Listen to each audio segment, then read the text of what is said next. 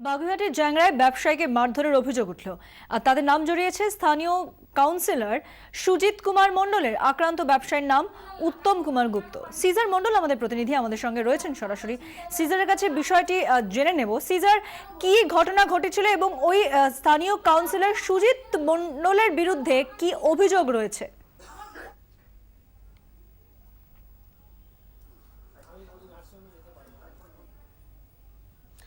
দেখো, আমি সেই আক্রান্ত ব্যবসায়ী অনুপ গুপ্তা এবং উত্তম গুপ্তা তাদের বাড়িতেই রয়েছে। অনুপ গুপ্তারই আঘাত মূলত বেশি হয়েছে, কারণ তাকে বেশি করে মারধর করা হয়েছে বলে অভিযোগ। এবং অনুপ গুপ্তার যেটা অভিযোগ, যে অষ্টমীর রাতের একটা ঘটনাকে কেন্দ্র করে পরের দিন দুপুরবেলা অর্থাৎ নবমীর দুপুরে স্থানীয় কাউন্সিলর সুজিত কুমার মণ্ডল তাকে তার অফিসে ডেকে পাঠান। কার্যত সেখানে তাকে তুলে নিয়ে যাওয়া হয় এবং সেখানে কাউন্সিলরের সামনেই কিন্তু তাকে ব্যাপক মারধর করা হয়। আমার সঙ্গে অনুপ গুপ্তা রয়েছেন, আমরা তার কাছ থেকে শুনবো কি ঘটনাটা ঘটেছিল। অনুপ বাবু, সেদিন কি ঘটনাটা ঘটেছিল? অষ্টমীর রাতে কি হয়েছিল এবং নবমীর দুপুরে কি হয়েছিল? অষ্টমীর রাতে আমি ঠাকুর দেখতে বেরোই, ওখান থেকে ফেরার সময় কালীতলায় আমার গাড়ি আটকায়। গাড়ি আটকানোর পরে আমাকে বলে একটা অ্যাক্সিডেন্ট হয়েছে, তোকে হ্যাঁ নার্সিংহোমে নিয়ে যেতে হবে। আমি বললাম আমি অসুস্থ, আমি নিয়ে যেতে পারবো না। আমাকে গালিগালাজ দেয়, মারার পর একটা ছেলে এসে যখন মারে আমার গলায় হাত পড়ে। তখনই আমি হাতটা ধরে নিই, ভয় পেয়ে গেছিলাম। ভয়তে বললাম ভাই তুই, আমার ভাই গাড়ি চালাচ্ছিল উত্তম গুপ্তা, তাকে বললাম তুই গাড়ি টান, তাড়াতাড়ি টান। কিছুটা দূরে গিয়ে তার হাত ছেড়ে দিই, আমরা বাড়িতে পালিয়ে আসি।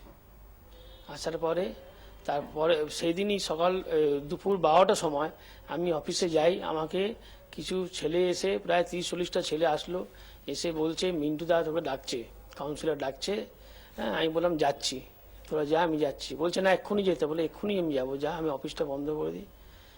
বলছে তুই এক্ষুনি যেতে আমাকে। তারপরে আমার কালার ধরে মারতে হ্যাঁ আমার অফিস থেকে মারতে নিয়ে গেল কাউন্সিলরের অফিসে। ওখানে ফেলে আমাকে পেটানো হয় কাউন্সিলরের সামনে। মেয়ের চোখে লেগেছে, পাঁজরে লেগেছে, পিঠে লেগেছে। তা আপনি, ঘটনা ঘটেছে নবমীর দিন দুপুর বেলায়, তাহলে আপনি এতদিন অভিযোগ দায়ের করেননি কেন? আজকে কেন দায়ের করলেন? আমি বিশাল অসুস্থ ছিলাম, আমি উঠতে পারছিলাম না, বিছানায় শুয়েছিলাম।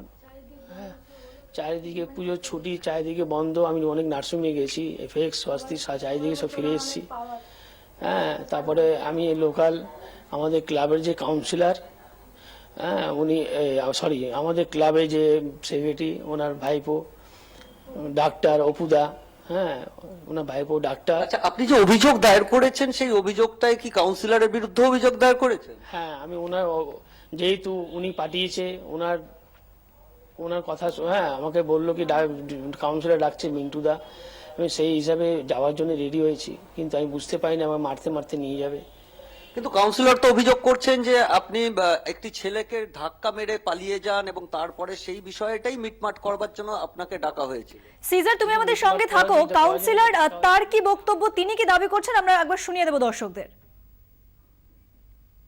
অষ্টমীর দিন রাত্রিরে তখন 1:30টার সময় ও একটা গাড়িতে করে, টাটার সময় গাড়িতে করে, ওর ভাই আর ওর এক আত্মীয়, 3জনা গাড়িতে করে আসছিল মদ্যপ অবস্থায়।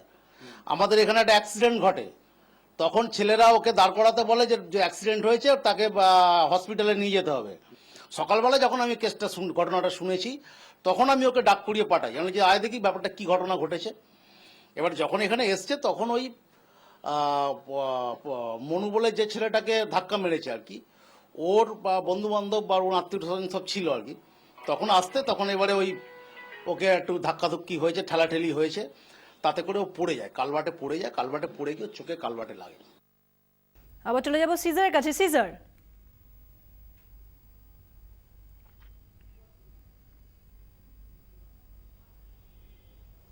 দেখো, আমার সঙ্গে তার স্ত্রী কাজল গুপ্তাও রয়েছেন। আপনি তো ঘটনাস্থলে গিয়েছিলেন, কি হয়েছিল, কি দেখলেন গিয়ে? আমি যখন শুনি ওকে, যখন সবাই বলছে বাপ্পাকে ধরে নিয়ে গেছে মারতে, আমি যখন মিন্টুদার অফিসের সামনে যাই, তখন দেখছি ওকে অলরেডি মেরে মুখ টুক সব ফাটিয়ে দিয়েছে। আমি যখন আটটায় যাই, ওখানকার সব ছেলেরা বলে তুমিও সরে যাও, নাহলে এখানে মহিলাদেরকে নিয়ে এসে তোমাকেও মারবো। বলছি দাদা, ও তো আমার স্বামী, ওকে বাঁচাতে যাবো না? তো জানো না ও কি ক্রাইম করেছে, যে ছেলেটা ফেলে দিয়েছে ও মরে যেতে হতো, তার জন্য তো পুলিশ প্রশাসন আছে। সেই ছেলেটিকে কি আপনারা চেনেন? না, আমি চিনি না। ঠিক আছে, আমি কোনোদিন দেখিও নি ওনাকে। ওনাকে আপনারাও যদি দেখে দেখেন, ওর বলছে গলায় নাকি আমরা ফাঁস দিয়ে দিয়েছি, আমরা নাকি ওনার হাত ছিনতাই করে নিয়েছি। আমি বলছি যদি যাই করে, আমার স্বামী যদি ভুল করে আপনি পুলিশের হাতে তুলে দিতেন। আমি মিন্টু দাকে বললাম, মানে সুজিত মণ্ডল দাকে, যে আপনি পুলিশের হাতে তুলে দিতেন, আপনি দুটো চড় মারতেন বড় দাদা হিসাবে। আপনি লোকাল ছেলেদের, বাচ্চা বাচ্চা ছেলেদেরকে মান সম্মান আমাদের সব চলে গেল। আমরা কি চোর? আমরা কি চিটিংবাজ? আমাদেরকে কি? তা বলছে না, ওকে ছাড়বো না, বাপ্পাকে, ওর ভাইকে রাখ, ভাইকে মারবো, তারপর মানে উত্তমকে। আচ্ছা কেন? বলছে না, ওকে মারতে হবে, ও ডন হয়েছে, উত্তম মানে মণ্ডল পাড়ার নাকি ও ডন, উত্তম ডন। আপনাদের মূল অভিযোগটা কার বিরুদ্ধে? মূল অভিযোগটা কি স্থানীয় কাউন্সিলরের বিরুদ্ধে? আপনারা কি মনে করছেন কাউন্সিলরই গোটা বিষয়টা নেতৃত্ব দিয়ে?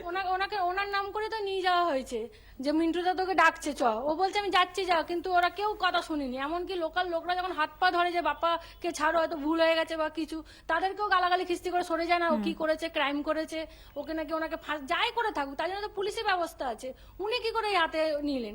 উনি কি করে 50 জন লোক দিয়ে ওকে মারালেন? আজ আমার স্বামীর হাই সুগার, আপনারা সব কাগজপত্র সামনে, চোখের মধ্যে ইনজোর হয়ে গেছে, ডাক্তার বলছে যখন তখন আপনাকে ভর্তি করতে হবে। এর